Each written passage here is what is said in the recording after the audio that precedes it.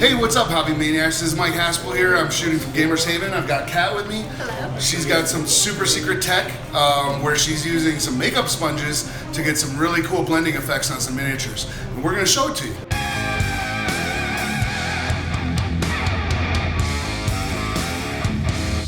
Okay, so here's what I've got set up right now. I've got a glass of water. The sponges come in a pack like this. They come all attached in a huge rectangle. You can get a pack of this of 32 sponges for $1 at Walmart. They're really not hard to find. Walgreens, any drugstore. Tear them off and there's just a little triangle. And I mostly use this broadside for applying paint and actually sponging. So what I always do is I always soak the sponge first. If I don't and I start putting paint on it, it kind of sucks up a lot of my paint before I actually start getting any usable paint, like color payoff off of it. So I always soak it up first so it doesn't drink up all my paint. Just give me a couple seconds here.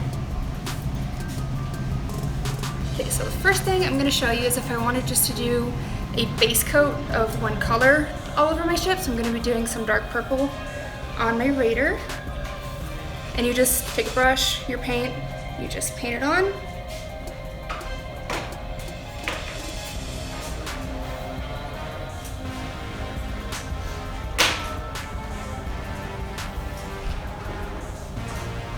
I usually have to do 2 to 3 layers of paint before I can really start getting it to be usable for actually sponging onto my ships.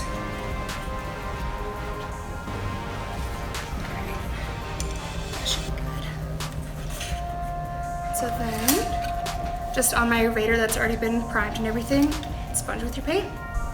You just start applying. And you get a nice, really smooth, fairly opaque application of your paint.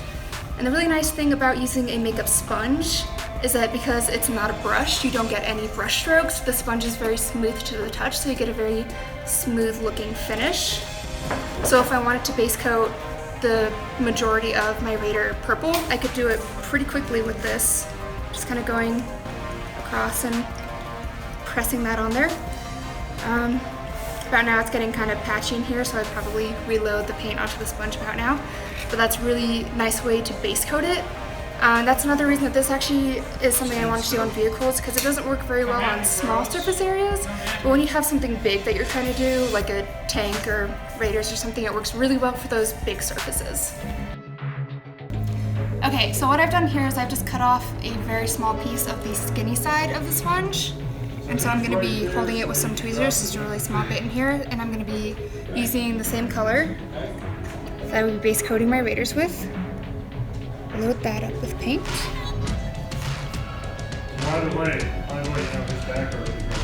And then I'm going to use this small piece attached to my tweezers to get up and close to details like spikes and ornaments and anything like that that you can't get close to using the bigger sponge.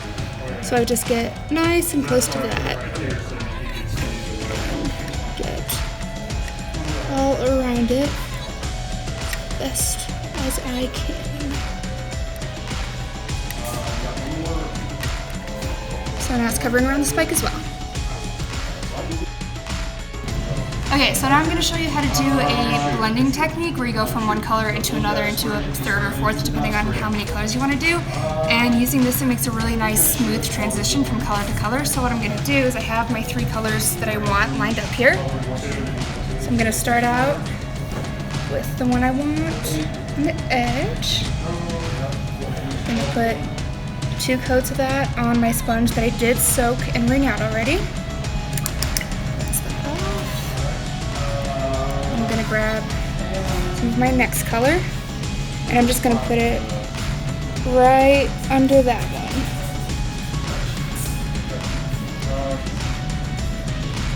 Two coats of it.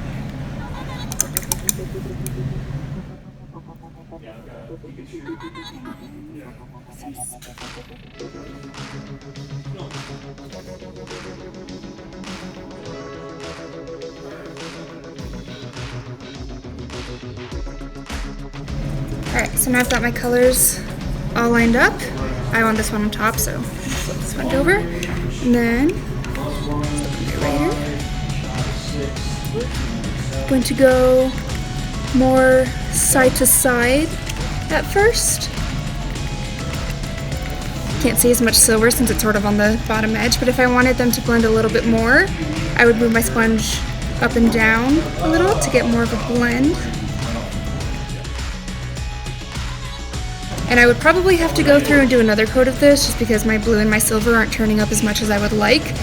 But when you are done doing this with a coat or two, you can end up with some really, really nice color fade effects that you do in essentially one step.